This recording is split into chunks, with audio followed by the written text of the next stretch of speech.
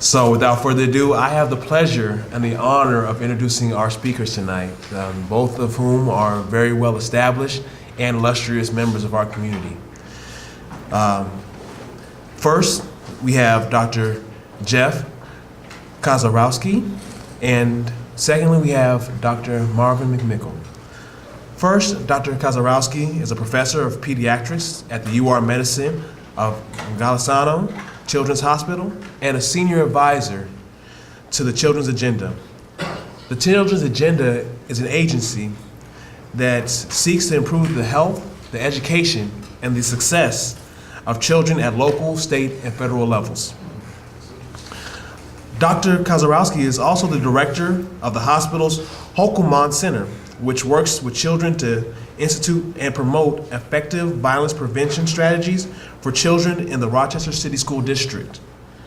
He is also a co-chair for the Rochester-Monroe Anti-Poverty Initiative. He's also the chair of the Health and Nutrition Group. And in a moment, we will all welcome him together. But before I do that, I will also introduce our second speaker, which is Dr. McMickle. He is the 12th president of CRCDS and is a professor, a mentor, and inspiration here on campus. He is an esteemed member of this community, and we love him very dearly. He is highly regarded as a preacher and prolific author of 15 books. Dr. McMickle, does that include the last one? 16. 16, yes, all right, had to keep track. 16 books. And scores of essays and articles. He is active on the leadership team of the Unite Rochester,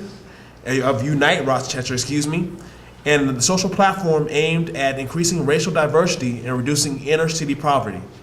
He's also a member of the Martin Luther King Jr. International Board of Preachers at Morehouse College in my hometown, Atlanta, Georgia. Yes. Dr. McMickle, he's also a professor emeritus at Ashland Theological Seminary and has been a visiting professor of preaching at Yale Divinity School. Dr. McMickle is also a co-chair for the Rochester-Monroe Anti-Poverty Initiative. So if you would, please help me in welcoming our two guests for tonight. Amen.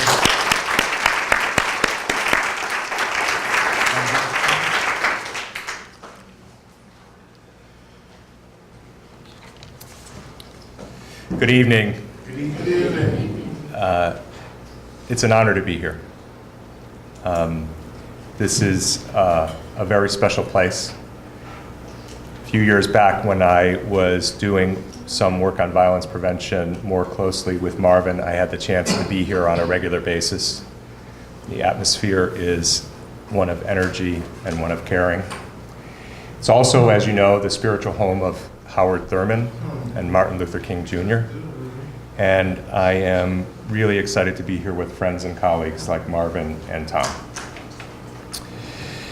So the title for my talk tonight is Child Poverty, the Civil Rights Issue of Our Time. I'm going to tell you a lot about that and share a lot of information and data with you about why I believe that child poverty is the civil rights issue of our time. I wanted to tell you for a moment how I came to be here. I was telling Demont that I came to Rochester for medical school, and I did my training after I finished medical school in pediatrics here in this community. And when I was first training to be a pediatrician in my very first year after I'd finished medical school, I was on the hospital ward for a month. And I was on the floor part of the hospital that took care of babies. And every morning we would round, and every morning I would walk down to one end of the corridor, and there would be a little girl there looking over the edge of her crib. And every morning she would wait until we finished talking, and then she'd hold her hands out. And I would pick her up and carry her for the next few minutes around the ward, and then I'd bring her back and put her back in her crib. And every morning that happened. And I like to think that I provided comfort to her, but she changed my life. Because every morning I knew that there was someone waiting to be comforted and held. There was someone who was looking at me with her eyes and expecting something to help her. And I think about that literally almost every day. I think about what would the world be like if we knew that somewhere around the corner in our morning there was a little girl holding out her arms to us and watching us and setting the expectation that we would help.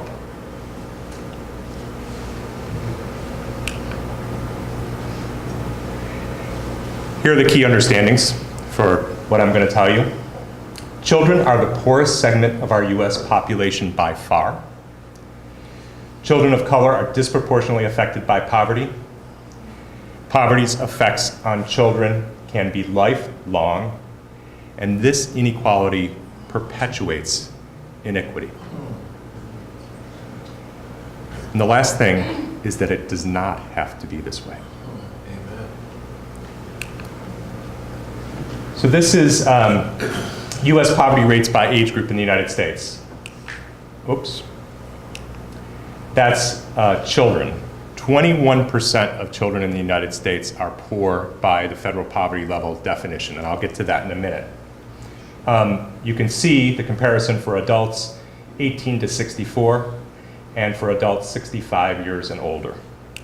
Adults 65 years and older are actually the least likely to be poor in the United States. And you can see that that changed dramatically in the 1960s. What changed that? Medicare and Social Security, right? So this is one proof that poverty doesn't have to be the way it is, right? Look at what happened for adults. There was a point when you take that line back where 35% of adults 65 years and older were poor. Now, in 2015, that number's down to 8%. We can address poverty. This is children living in poverty by race and ethnicity across the United States. And what you can see here is that black and brown children are twice to 3 times as likely to live in poverty as white children.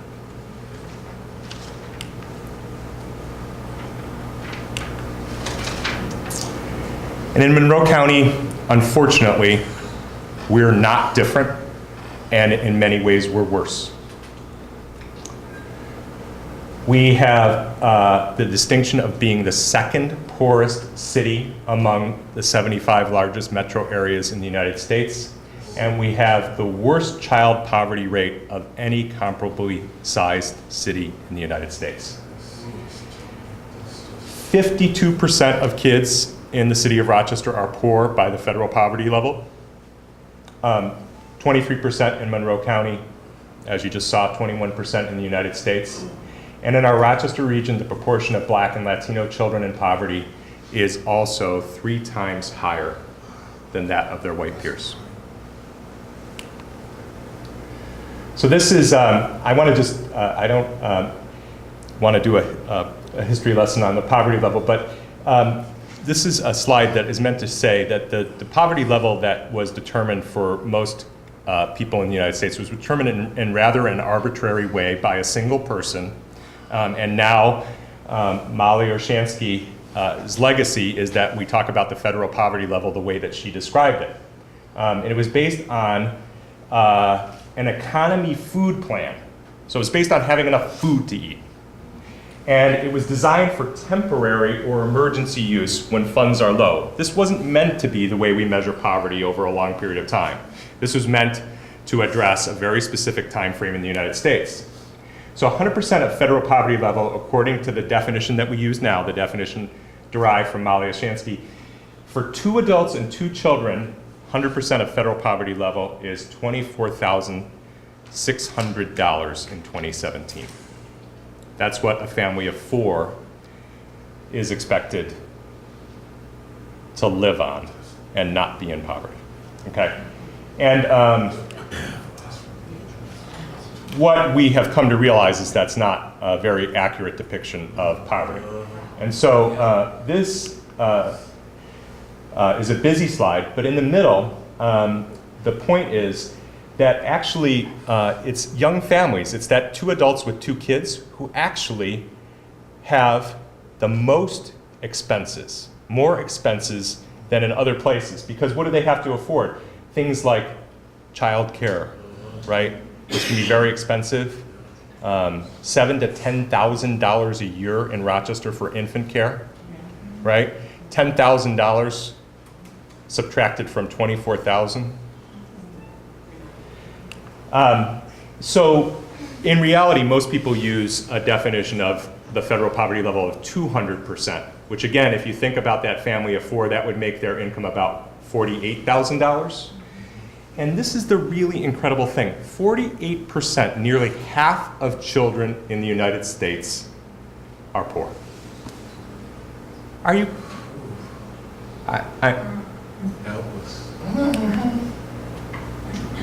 Okay. Sometimes when I give this talk to the medical students, they say, that can't be true, you must be crazy. And so I try and offer them a little proof. So this is one of my proofs. This is the Washington Post from January 16, 2015. So based on free or reduced price lunch, which is 185% of federal poverty level, for the first time in 50 years, a majority of public school students across the country are considered poor.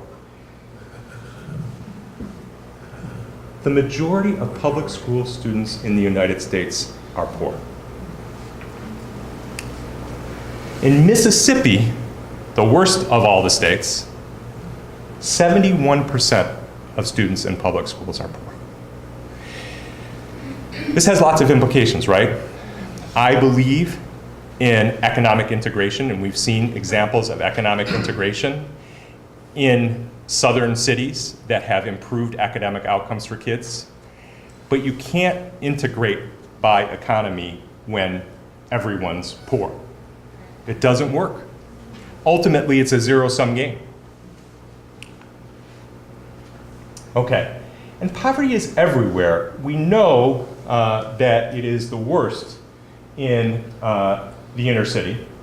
This is that more generous, if you could say that, definition of poverty. 64% of kids living in inner cities poor. But it's everywhere.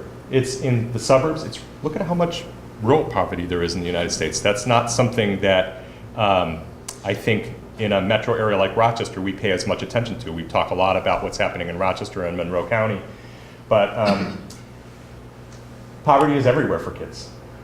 Okay, so so what? Everyone's poor. The United States must not be different than anywhere else, right? So it turns out the United States is among the worst of all developed countries for its child poverty rate. So if you look at the OECD countries, a way that World Health Organization and others classify countries, so these are considered to be developed first world countries. The mean in terms of percentage of children living in poverty is about 12%, and the United States is at 21%. Here's something even more striking. This is public spending on kids in the United States. This is cash, this is in kind. These are developed countries. In the wealthiest nation in the history of the world, we spend less on kids than any other developed country. This to me is in the category of, if you're not outraged, you must not be paying attention, right?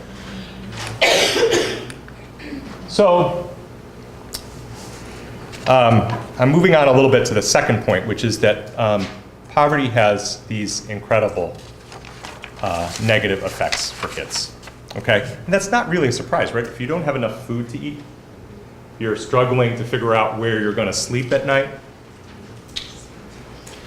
If you don't have a consistent caregiver because you're going from daycare to relative to television, that could have some negative impacts, okay? So I'm not gonna go through all of these, but I wanna just share them with you. So consequences of poverty for child health, you're more likely to die. You're more likely to be born premature. You're more likely to have chronic diseases like asthma. You're more likely to have poor nutrition and growth. You're more likely to lack access to healthy foods and to health care. Increased accidental injuries and mortality. This is beyond the infant period. Increased levels of obesity. Increased exposures to toxins, lead poisoning. And that's just health. What about well-being? More toxic stress, that's an abbreviation, sorry, I should have written it out yesterday. Which impacts early brain and child development. We're going to talk about brains and child development in a minute. Poor educational outcomes, higher rates of high school dropout, poor academic achievement, less positive social and emotional development. Social and emotional development, many of you are familiar with, but I would say it's another way to talk about social and emotional development is talking about resilience or grit, okay? It's hard to build up resilience or grit if every time you turn around, there is another barrier. If not once, do you get a break? More problem behaviors leading to early unprotected sex, drug and alcohol use, increased criminal behaviors in adolescents and adults, more likely to be poor adults. This is that inequality that continues and perpetuates a cycle of unfairness, injustice, inequity. Oh, there was something else there. And the other thing that I tried to add to that slide is the worse, it isn't just true that everyone in poverty fares the same, okay? Different family dynamics, different community dynamics. But the poorer you are, it is absolutely true that the poorer you are, if you live in deep poverty, if you live at that less than 100% of federal poverty level where 21% of our kids live, or even less at 50%, that you have many more of these outcomes. Now, not every kid does, but we're talking about populations of kids, right? We're talking about looking at a broad group of kids and families and what happens. Okay. So why does this happen? So this is a newborn brain. It weighs, on average, about 333 grams. At child age 2, the brain has tripled in size. And that's just on a gross level. You can actually see now on sophisticated scans the impact of poverty on a gross level to brains. So this is 2 different 3-year-olds. This is a kid who's had lots of attention, lots of positive stimulation, grown up in an environment where everything is met adequately. This is a kid who has grown up in deep poverty, less than 50% of federal poverty level. You can see the difference on brain scans. And there are just more and more papers every month that talk about this. So I'm not going to read those to you, but every month, as technology has gotten better and we're more sophisticated in looking at brains, there's more demonstration of a correlation between early childhood neglect, early childhood want, poverty, and its impact on brains.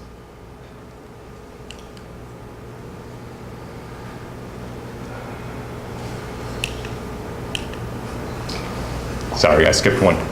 So remember we were talking about brains and looking at the whole brain. How about this? This is what happens in terms of your connections, your synapses in your brain from newborn to 2 years. So now this is not on a macro level, this is on a micro level, looking at the connections inside the brain, okay? This is an amazing statistic, okay? In the early years, and specifically between 0 and 2, there are more than 1 million new connections formed in a positively stimulated child's brain every second. That is literally mind-blowing, right? Holy cow. And this is one of my favorite, this is brand new information. This is from the Harvard Center on the Developing Child, probably the leading authority on brain development in kids. Having received, this is from this year, having received and carefully evaluated data from a range of sources new to us, we believe that our previous estimate that the brain makes 700 to 1,000 new neural connections in the early years of life was an underestimation. As a result, we are now updating all of our materials to say more than 1 million new connections per second. The other thing that I'm amused at in that slide is only Harvard could say that a 1,000-fold error was an underestimate. You're off by 1,000? Okay. So we see this manifest in what kids are actually able to do. Okay. You know, it isn't just an anatomy or neuroscience lesson. It actually has real-world impact for kids. So this is one of the famous studies by Hart and Risley looking at vocabulary for kids. And you can see that early on, in early life, before kids are saying much, most kids start to talk around when? Anybody remember from their own kids? Yeah, most kids start to say their first real word somewhere between 9 and 12 months. Usually it's dada, because D's are easier to say than M's, which is a terrible thing for all mothers. But that's not universally true. But so kids aren't saying much at 12 to 14 months, right? And then language explodes. You really see, if you know 2-year-olds are chatty. They talk all the time. They put 2 words together. They're always babbling, okay? You can see as young as 2, but certainly by 3 years old, the difference in vocabulary between kids from professional families not living in poverty who have lots of stimulation. Oh, and somewhere there was supposed to be another arrow there. And kids who are poor. Here's another thing. So this slide really shows that the gaps that happen for young kids most often persist in education. That the place that you arrive at in kindergarten in terms of your learning, because so much brain growth happens, so many connections happen, the place you arrive when you're in kindergarten is often the place that you're still at compared to your peers in 8th grade. That's not true of everyone, but it's true on a population level. And think of what that means. Think of what we are condemning a group of babies to never be able to catch up. This is from my friend who's in charge of the Maternal Child Health Bureau.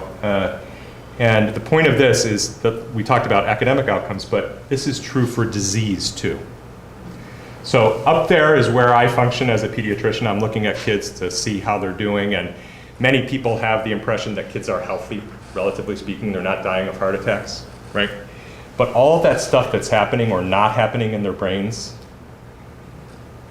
brain is probably the most sensitive area, is also impacting the rest of their bodies. And so what we're seeing for kids who are poor and that litany of bad health outcomes persists through adulthood. It's all we're seeing in the kids, and those things that I showed you are the tip of the iceberg. If you're born poor, you're more likely to have cardiovascular disease as an adult. If you're born poor, you're more likely to have liver disease as an adult.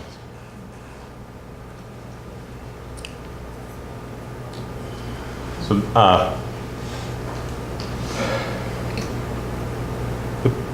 it's overwhelming. So the point is, and we see little bits of it, but we rarely talk about it all together. We rarely talk about it in the way that we're talking about it tonight. So this is the parable of the elephant, right? People see different parts of the elephant and they call it different things, right? The guy who's feeling the tusk says it's a spear. The guy who's feeling the ear says it's a fan. When we talk about children's problems, we often say it's health equity. It's early brain and child development. It's foster care. It's mental health problems. It's obesity. It's epigenetics. It's food insecurity. It's the problems of immigrant children. It's toxic stress. It's poor oral health, poor dental health. It's low immunizations. It's adverse childhood experiences. It's chronic diseases like asthma. It's homelessness. It's lead poisoning. It's poverty.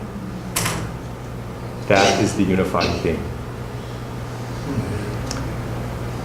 We describe it in different ways, see it in different categories: health, education, our view of health. But poverty is the most important factor determining the health and well-being of our kids currently.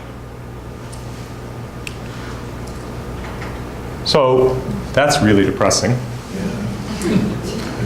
Are there answers? Yes, absolutely.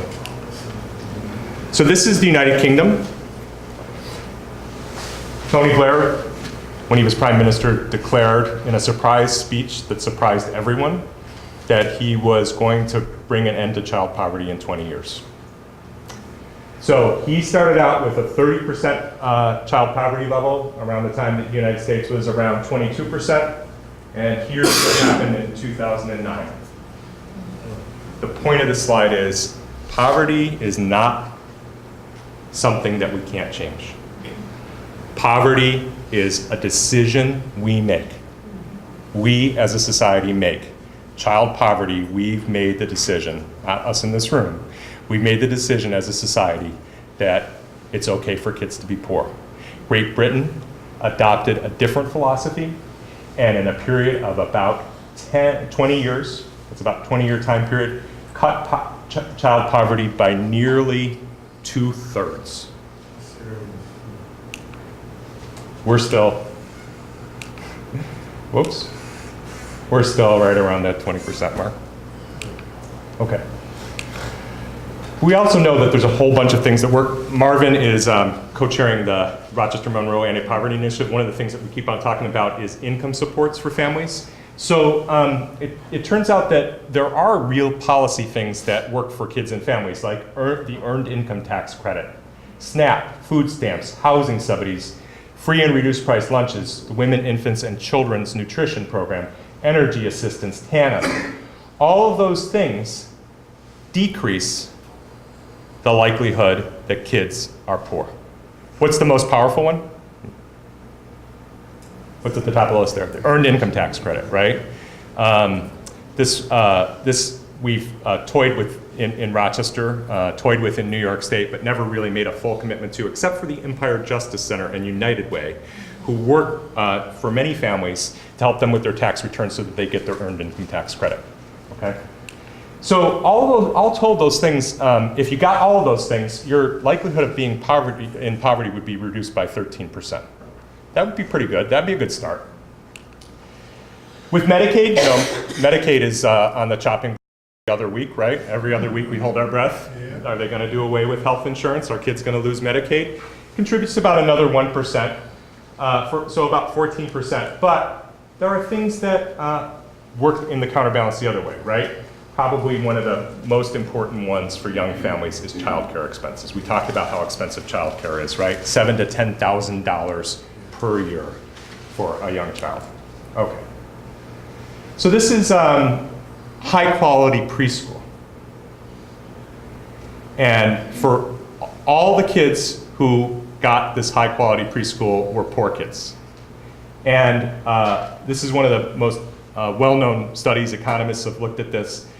And basically, what it shows is that for all these poor kids, the kids that got high-quality preschool, the opposite was true of all those depressing things that I just showed you. Okay, so their IQ was actually higher at age 5. They were more likely to complete their homework at 15. Who thinks of some of these things? They were more likely to be on track for achievement at age 14, more likely to graduate high school. Okay. Other thing that I want to keep on mentioning, I'll share this a little bit about it. Other than the moral imperative, it would be smart to do this economically, right? Think of the tremendous burden to the education system, to the tremendous burden to the healthcare system of so many poor kids. I'm not saying that's my motivation, but if you just wanted to be smart, you'd do something different, okay? So actually, Perry High School showed that if you give kids high quality preschool when they're young, you get a 7 to 10% per year rate of return, which is better than the stock market.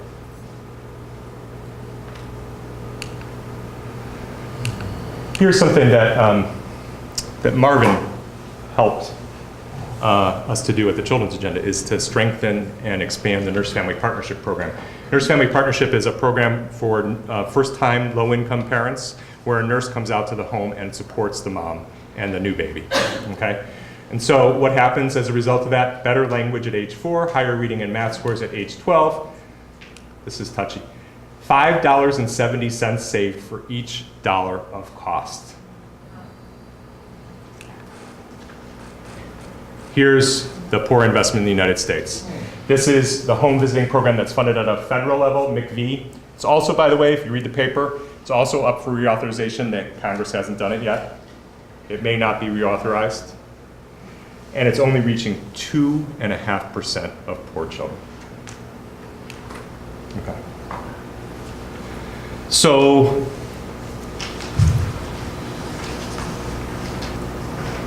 I am sure that most of us, all of us in this room, love kids. We love the kids that are in our lives. We see that little baby on the first slide, and we want to pick her up too.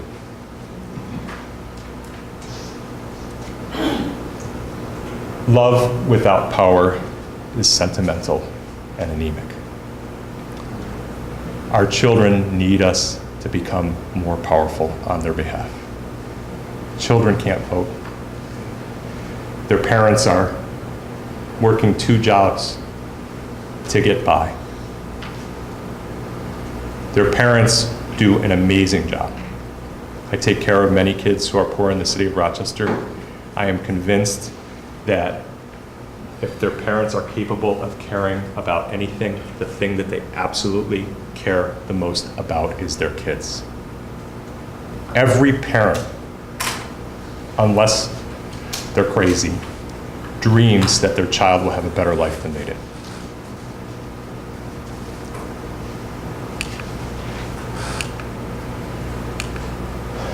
So there's a lot we could do differently.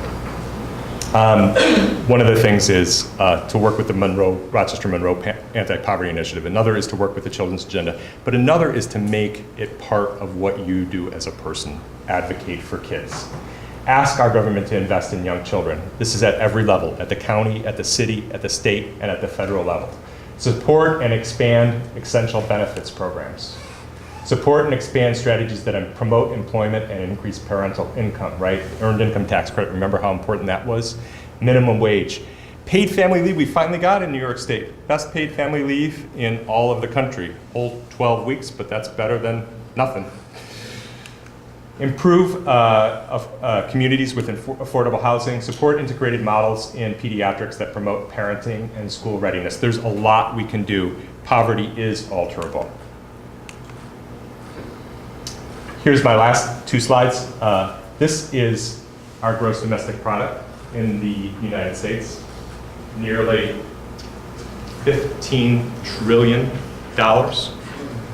This is what child poverty costs us in the current scheme of things. Economists tell us in terms of educational outcomes, health outcomes, costs us about $500 billion a year for that 48% of kids to be poor. If we made 9 changes, some of which you saw on that slide, it would cut the child poverty rate in half in the United States.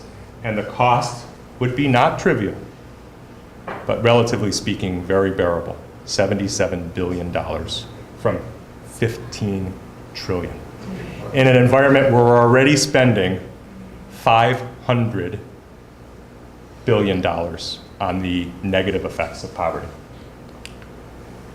My last slide, Nelson Mandela. Poverty is not an accident. Like slavery and apartheid, it is man-made and can be removed by the actions of human beings. Child poverty is the most important civil rights issue of our time. It's time to take action. It's time to change things for kids. Thank you.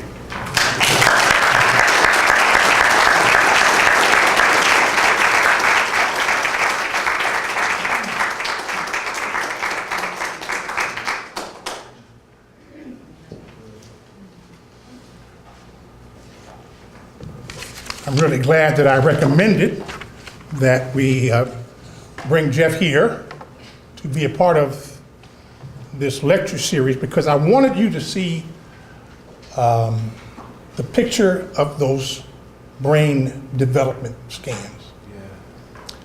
I really wanted people to have a visual of the various ways by which poverty affects children right from the start. And so I'm glad you came. Thank you for this presentation. We can take the slides down. I'm not going to need them. I'm going to take a different approach, but let's give Dr. Jeff Kaczorowski another round of applause.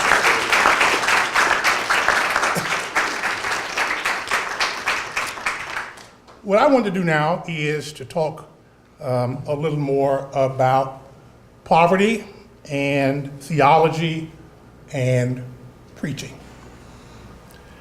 and the ways in which those of us who are in the ministry, those of us who are either teachers, pastors, church leaders, or active and engaged laypersons can better understand that which we are up against.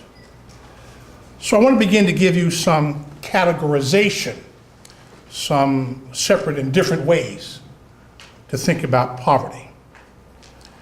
First, I want to talk about poverty as experienced by the working poor. This involves people who have part-time or even multiple jobs, or have a full-time job that simply does not pay them enough to climb out of poverty, and thus they still need some form of government assistance. Part of the dilemma of the working poor is that if they earn $1 more than the federal guidelines that define what poverty is, they lose all of the federal benefits that they heretofore had received: child care subsidies, food stamps, supplemental nutrition assistance programs hang on $1 of income more than the federal poverty guidelines. Thus, there is a built-in disincentive for people who earn more than the federal guidelines to work harder towards self-sufficiency. The more they work, the more they earn, not able to earn themselves out of poverty, the more they suffer from the loss of existing federal programs. The second issue involves what is called extreme poverty. Extreme poverty, which was to some degree already discussed, involves persons who live at 50% of the poverty line. If the poverty line for a family of 4 is between $23,540 and $24,000, cut that in half. Extreme poverty is a person living on $1.90 a day per person. What would you do with $1.90 a day? According to the National Poverty Center, 1.65 million American households are now living in extreme poverty. And in those households living in extreme poverty, $1.90 a day per person are 3.5 million children. In truth, 61.2% of all families living in extreme poverty are headed by white, non-Hispanic persons. Somehow the face of poverty, and you saw it with those slides about rural and suburban poverty, somehow the face of poverty seems always to be black or brown. When in point of fact, the face of poverty, even if you combined black and brown faces, does not exceed the rate of poverty within white America. That being said, 46% of all African American families, 46% of all African American families live below the federal poverty level, most of them living in extreme poverty. According to the recently released report on poverty in the US, this city, Rochester, as was said already, has the highest rate of child poverty of all comparably sized cities in the country. 50.1% of all children in the city of Rochester live in poverty. It also has the second highest rate of poverty among individuals and families in the country, with some neighborhoods in Rochester experiencing 60% of the entire population. Zip code 14621 may well be a region of the city where more than 60% of all the people who live there live in poverty. Now add on to that and to Jeff's observation about the impacts of poverty, the fact that the African American male graduation rate on time in 4 years is 5%. So overlap the experience of poverty from the beginning of your life to your capacity to finish high school on time at a rate of only 5%. But that's just two issues, working poor and extreme poverty. Rochester has yet another problem, which is concentrated poverty. Now what this means is that by housing policy practices and by neighborhood preferences, all of the people living in poverty are herded into a concentrated region. Efforts have often been proposed to break up this concentrated poverty, but that's where the phrase NIMBY, N-I-M-B-Y, which stands for not in my backyard. Of course I want to see people come out of poverty. Of course we ought to build housing that is decent and livable for persons living in poverty. Just don't do it in my backyard. There are some very hotly contested issues going on in the greater Rochester area about communities, towns, and neighborhoods that are absolutely, positively opposed to any public housing, any low-income housing, any moderate rate housing being built in their neighborhoods. So we have three things to think about. Folks who work every day but don't make enough to work their way out of poverty, who are dependent upon federal programs of one kind or another, who are disincentivized to work harder unless by working harder they can in fact work themselves out of poverty, but given the flat wages that are available to them, that is unlikely. And so if they earn how much more? $1 more, than the federal poverty guidelines suggest, they lose their federal benefits. Then we have extreme poverty, 50% of the poverty line, and we have concentrated poverty. Now, it is this concentration of poverty that leads me to a story that appeared in the city newspaper about this time last year. While you have concentrated poverty in one pocket of Rochester, here was the headline in the city newspaper: "HighClass Dog Hotel planned for Penfield."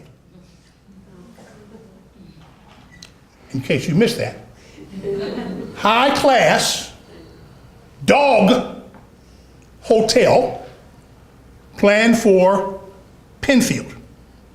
That was the 2015 issue of December the 25th, 2000 issue of the city newspaper. Here's how it describes it. In a suburban community less than 5 miles from the poverty that grips Rochester, there will soon be a high-end dog hotel. Each dog will get its own room, and every room will be equipped with a flat panel TV. The hotel will also be equipped with a pool, a playroom, a training area, and a grooming station. These so-called luxe canine accommodations already exist in Chicago and Los Angeles. Thus, as with the nation as a whole, great poverty and great wealth that takes the form of conspicuous consumption reside within the shadows of one another. The dogs of the wealthy will be living at a level that cannot be approached by the children of the poor. That bears repeating. The dogs of the wealthy will be living at a level that cannot be approached by the children of the poor. Now, in point of fact, this matter of wealth disparity is not a new phenomenon. So I refer you to James Madison Federalist Papers number 10, the 22nd of November, 1787. One of the founders of this republic wrote, and I quote, "The most common and durable source of faction has been the various and unequal distribution of property. Those who hold and those who are without property have ever formed distinct interests in society." So that what we are experiencing in 2017 has been in existence from the founding of the nation. Laws were passed, systems were created that guaranteed that some persons would have access to life, liberty, and the pursuit of happiness, which, by the way, Jefferson took from Rousseau. Rousseau's term was life, liberty, and the pursuit, John Locke, the pursuit of property. Life, liberty, the pursuit of property. Well, in America, the pursuit of property is the pursuit of happiness. At the expense of the 3/5 clause. Built into the US Constitution is Article 1, Section 1, Clause 3. Representatives and direct taxes shall be apportioned among the several states which may be included within this union according to their respective members, which shall be determined by adding to the whole number of free persons, including those bound to service for a term of 3 years, excluding Indians not taxed, hence not counted, 3/5 of all other persons. Black people only counted in terms of how to calculate white wealth. And Native Americans were never factored into this society at all. Voting rights for most Native Americans did not come until the 1965 Voting Rights Act. We think that it empowered black people to vote. It also empowered those who had been prohibited from voting by virtue of their exclusion in the US Constitution. I commend to your reading the book, The Origins of the Civil Rights Movement by Alden Morris, A-L-D-O-N, in which Morris talks about the tripartite system of oppression. Tripartite system of oppression. His argument is that racism did not become an accidental reality. It was fueled by 3 interconnected factors. Factor 1, keep black people as poor as possible. If they can't be poor in slavery, keep them poor in sharecropping. If they can't be poor in sharecropping, keep them poor in domestic labor. If they can't be poor in domestic labor, then, says Michelle Alexander, put them in jail as soon as you can. Break up the possibility of economic advancement. Keep them as poor as possible. Step 2, for God's sake, don't let them vote. Keep them as powerless as possible. They might vote somebody into office. They might vote somebody out of office. They might try to empower themselves. And step 3, if by any chance 1 or 2 or 3 of them manage to get past steps 1 and 2, use any means of brutal repression necessary. Beat them into line. I mentioned to you some time ago, or perhaps I didn't, my uncle, Edward Donahue, who at the age of 60 in 1930 went to register to vote for the first time in Kentucky.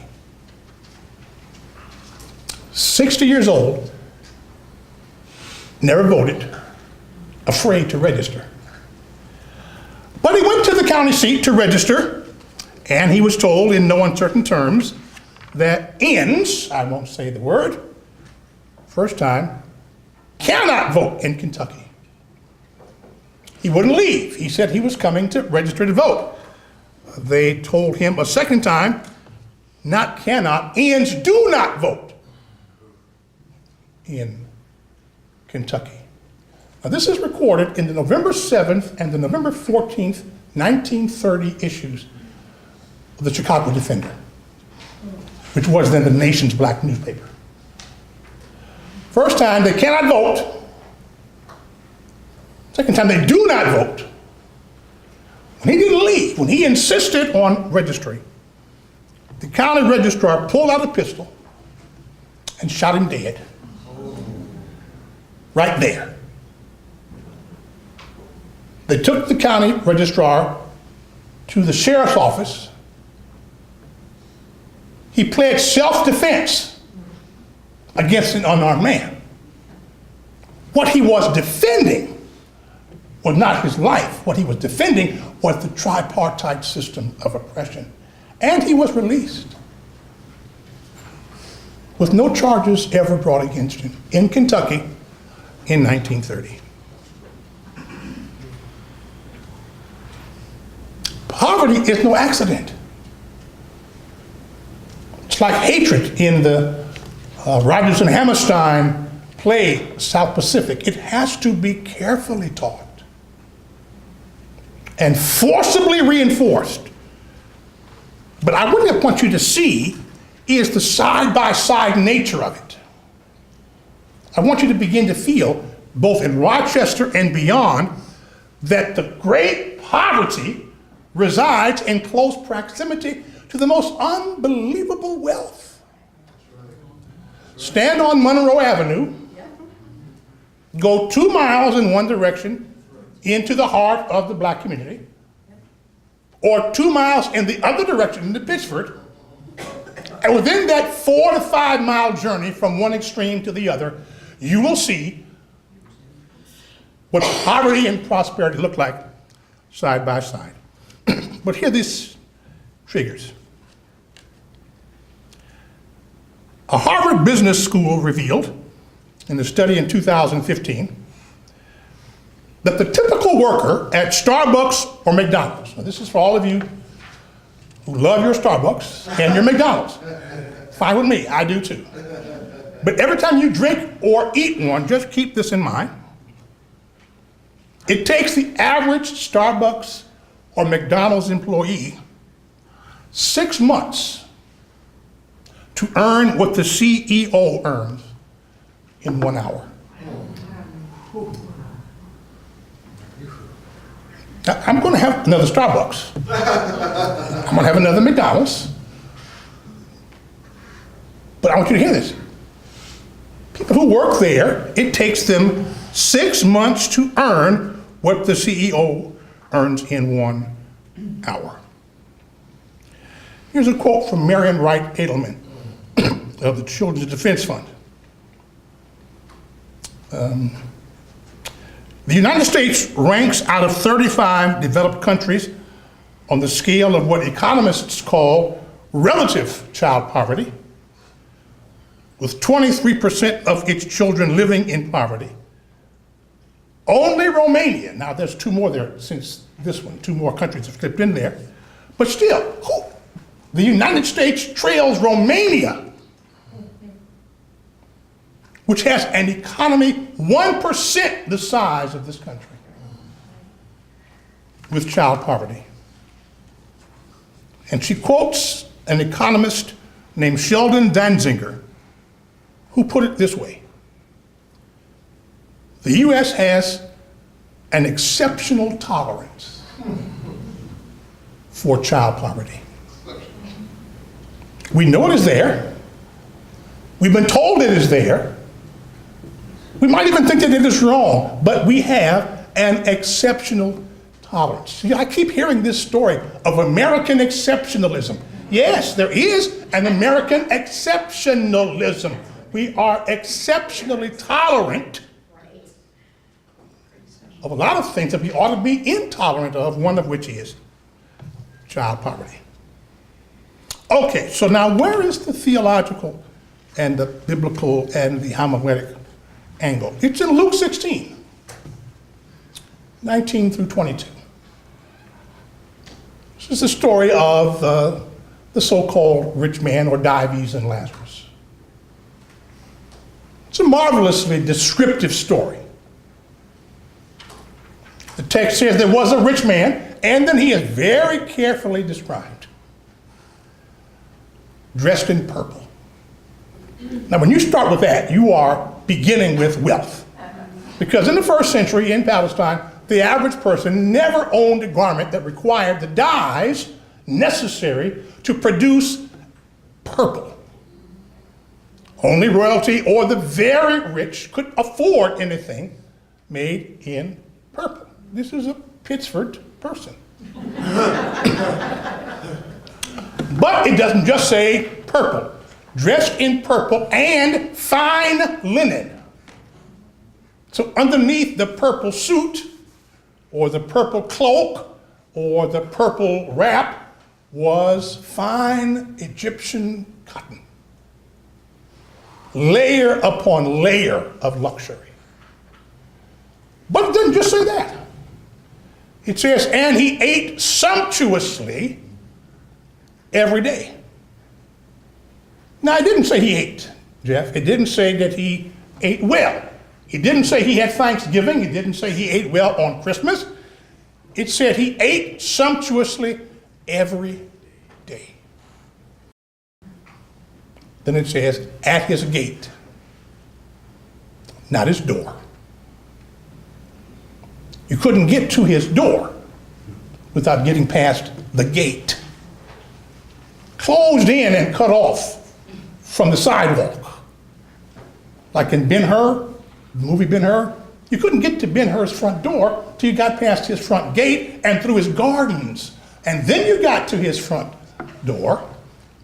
But at his gate, they laid a beggar named Lazarus, covered in sores, who would have eaten the crumbs that fell from the rich man's table. Thinking back to Dr. Thompson's sermon from yesterday. If the crumbs had been offered, he would have eaten them. And the dogs also came and licked his sores. And as Dr. Thompson said on yesterday, there are two kinds of dogs, clearly differentiated in the Greek. One is a house dog, usually small and not kept for long. The other is a scavenger, eats from the garbage heaps. This dog, this scavenger, had just left the garbage heap. And on its tongue was whatever was in the garbage heap. And with that tongue, licked the open wounds on the body of Lazarus. Then the text stops and it shifts. And it says, in hell, when they opened their eyes, or when they died, the rich man opened his eyes in hell. And he looked up, and he saw Lazarus in the bosom of Abraham. And he wanted to give Lazarus orders to come and bring water to cool his tongue. Now, here's the question for tonight. Why did that rich man go to hell? The answer cannot be because he was rich, because Abraham was rich. And Lazarus was sitting in Abraham's bosom. So what's left? And the answer must be that every day, coming and going, past his gate, he saw Lazarus and did nothing and said nothing and offered nothing. And as compensation for his doing nothing, saying nothing, offering nothing, woke up in hell. I'm afraid, now I'm going to shift this to African American churches and preachers. I'm afraid that a great many African American congregations, lock, stock, and barrel, will just wake up in hell. I'm not going to say much about white churches. You have to sort of judge yourself. You know how you discuss issues of poverty. I know that there is no way from the preoccupation with prosperity theology that currently fixates in black churches to a serious discussion about the realities of poverty that are happening in the very neighborhoods where that prosperity message is being preached. And so we preach a message about how to access the wealth of this nation, which never comes true for anyone except the pastor, only creating the assumption that if you want to be truly happy, things are the way to it. But no serious engagement with Matthew 25. I'm not talking about in the white church, I'm talking about in the black church. I was hungry. Amen. I was thirsty. I was naked. I was sick. I was a stranger. I was in prison. And you preached to me about health and wealth. About name it and claim it. About what Creflo Dollar just said in between requests for a $65 million jet plane. Hear the words of Amos. Woe to those who lie upon beds of ivory stretch themselves upon their couches and eat lambs from the flock and calves from the midst of the stall, but are not grieved over the ruin of Joseph. Amos 6, verses 4 and 6. Hear him again. I hate, I despise your feasts. I take no delight in your solemn assemblies. Take away from me the noise of your songs. To the melody of your harps I will not listen. But let justice roll down like waters, and righteousness like an ever-flowing stream. Much to my surprise, a civil war has broken out among black homiletics, among black professors of preaching. On the one hand, are those who are arguing that the heart of black preaching lies in the way in which it comes to what they often refer to as a celebrative conclusion. How do you end your sermon? How do you lift people up to some enthusiastic conclusion? Suddenly, there is a pushback from that among some younger homileticians who are saying that how you end your sermon has become an alternative to having a sermon in the first place. That all of the attention is on how you end, with very little attention given to what you say along the way, to the content of your preaching. Now, of course, they're both right, and they're both wrong. Sermons should lead to a celebrative conclusion about the goodness of God, the power of God, the hope that resides within us, because greater is he that is in us than he that is in the world. But you cannot celebrate at the end of a sermon if you haven't first grappled through all the obstacles. Amen. The black national anthem. Amen. Amen. The third verse of Amazing Grace. Amen. Through many dangers, toils, and snares, I have already come. Stony the road we trod, bitter the chastening rod, felt in the day when hope unborn had died, comma, yet. Did you hear that?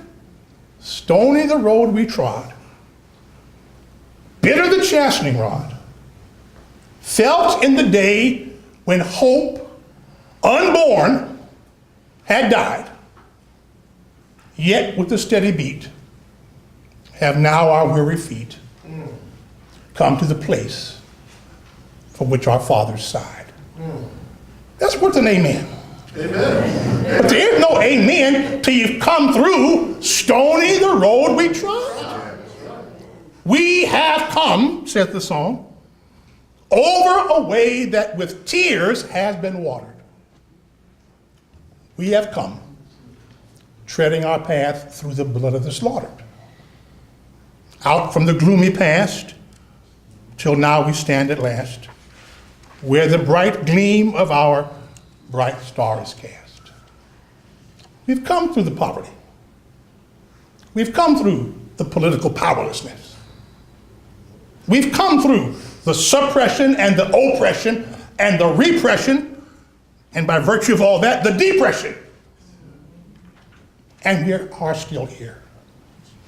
I will tell you why that registrar in Kentucky in 1930 did not want my great uncle to vote. I will tell you. Because he knew that if he let him vote, and let his children vote, and let his grandchildren vote, that one day they would vote a black person into the White House of this country, and beyond that, into other levels of government. In Selma in 1965, when blacks could vote in Alabama for the first time, the first thing they did was vote Jim Clark out of office.